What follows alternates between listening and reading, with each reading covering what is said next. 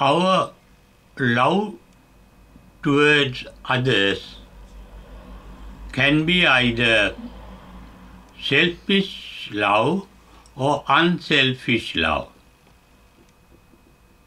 Selfish love means self-centered love.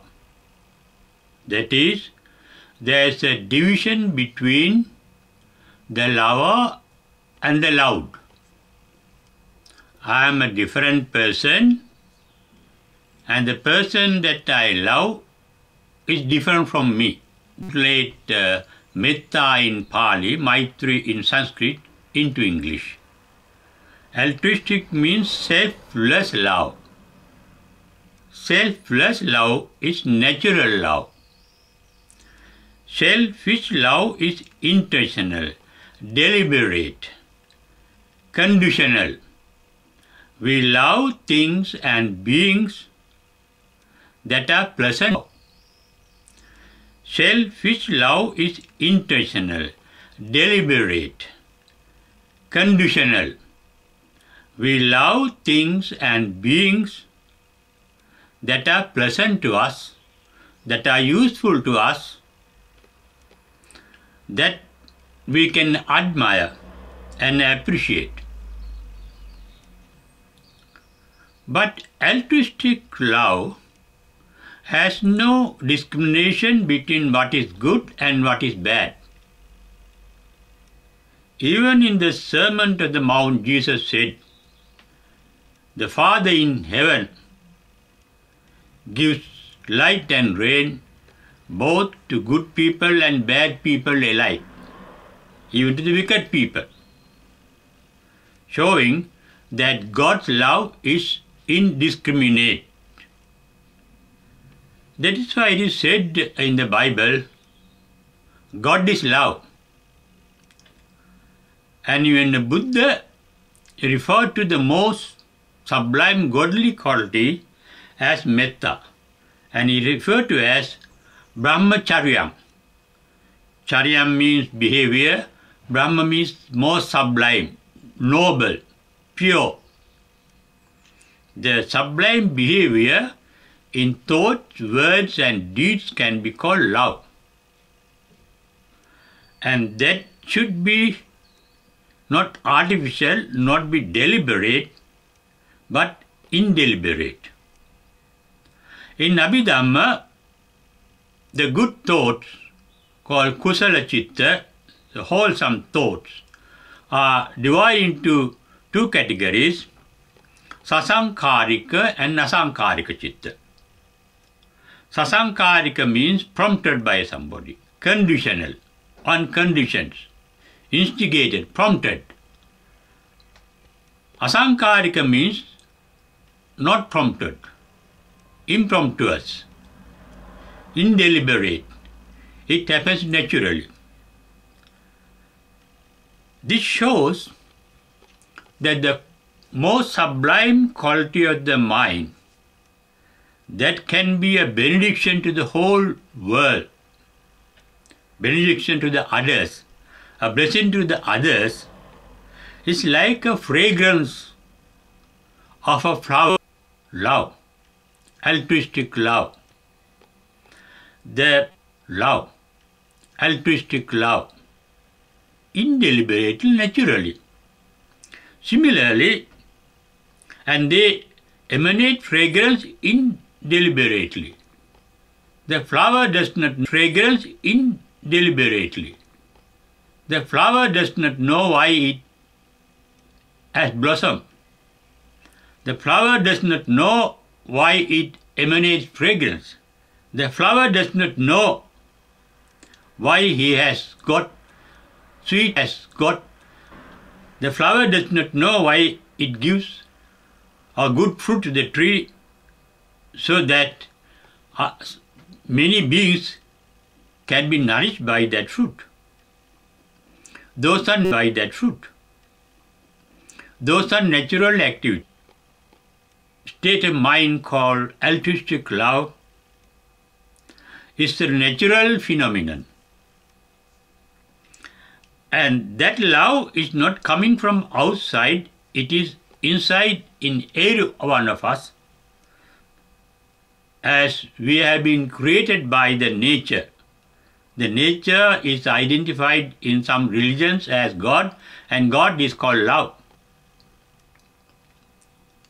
Even the Creator God in Islam is called the most compassionate and the most merciful. Every chapter of Quran says Allah is the most compassionate and the most merciful.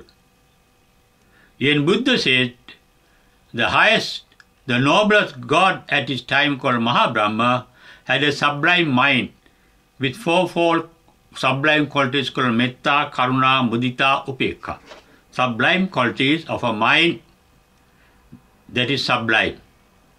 And that sublime nature is our inner nature, our original nature, and that nature can come up when the obstacles for that nature to blossom is removed. That removal is also a gradual process.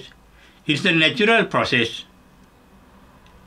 When you understand, when you realize, when you see that this quality is an impediment to the good quality, this is unwholesome, that very perception, the very observance, the very seeing it as unwholesome,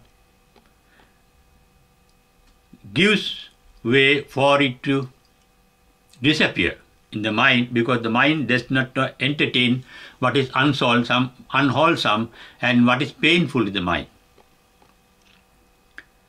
This altruistic love, wishing good, benediction, blessing from all, could emanate from the mind only when the mind is blissful. Emanate only when the mind is blissful. The most blissful mind is called an enlightened mind.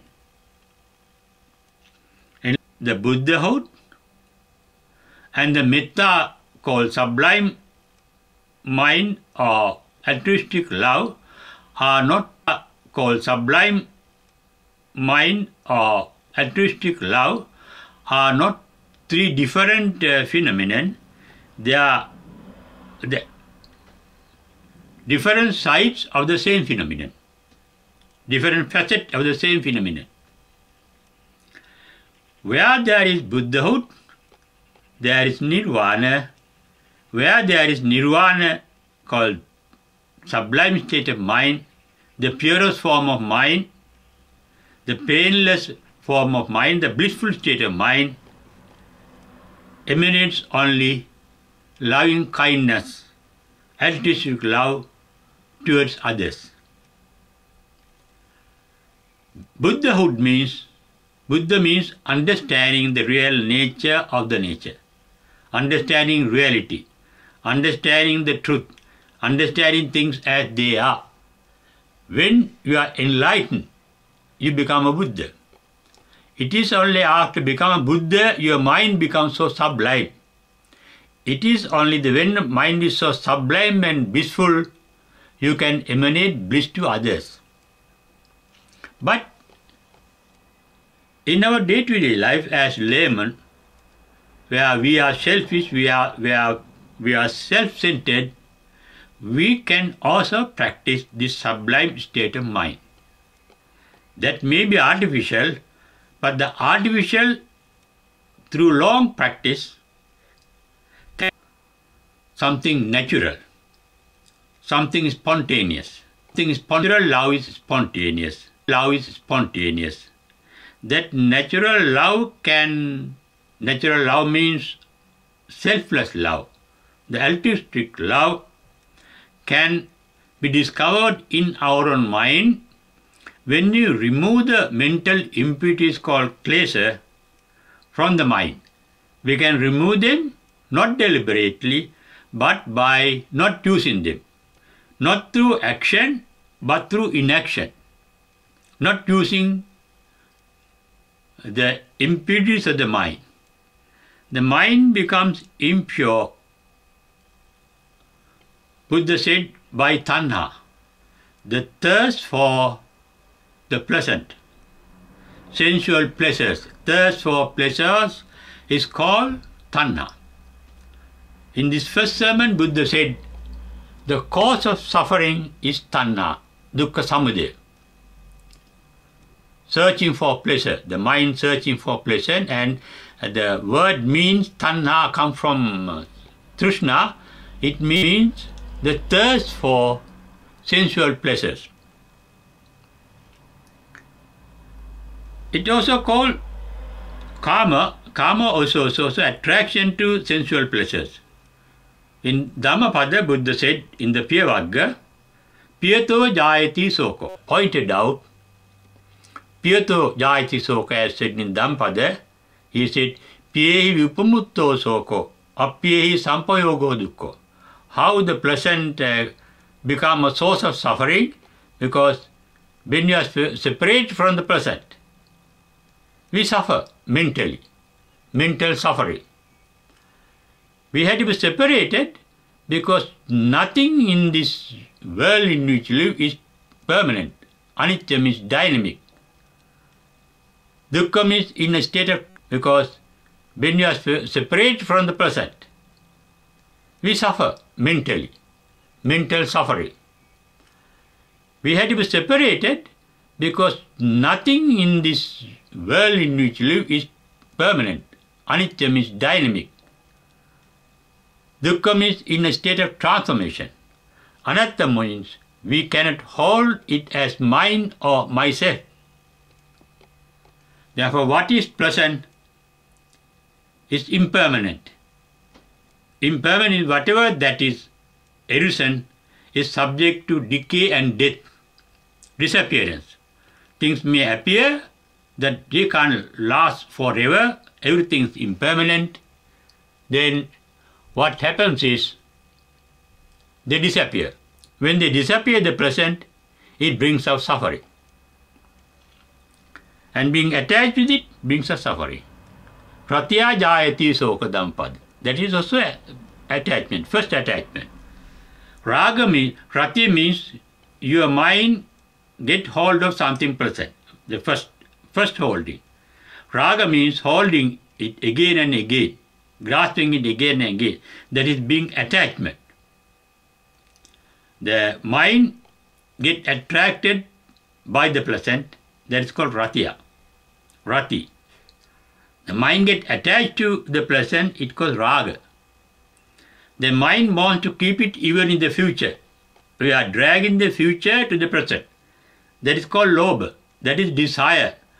Desire to keep it forever. Forever. If you don't have something present for yourself, you desire to get it for you. That desire itself is a cause of suffering with the lobha. When there's lobha, there's miserliness, you want to protect it. The effort to protect it also brings suffering. When you want to protect it, you hate and you resent all the obstacles against your keeping it for long. Then comes the anger. Then comes the hatred. All these things are defilements that destroy the bliss, the natural bliss. When those defilements are not there in our mind, it may happen even before enlightenment.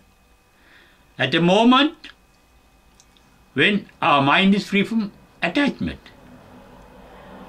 We cannot say what type of mind you have when the mind is free from attachment. You yourself can realize. Vitaragi chitta. Enlightened mind is a vitaragi, non-attached. Vitadosi, non-resentful. Vitamohi, non-ignorant. That means full of awareness, knowing. And these qualities that make the mind blissful has to be realized by you by looking into your own mind. And people looking into their mind, observing the mind, are called real Buddhists. They are wisdomists, and they are on the path to enlightenment and supreme bliss called nirvana, and thereafter comes the altruistic love called metta.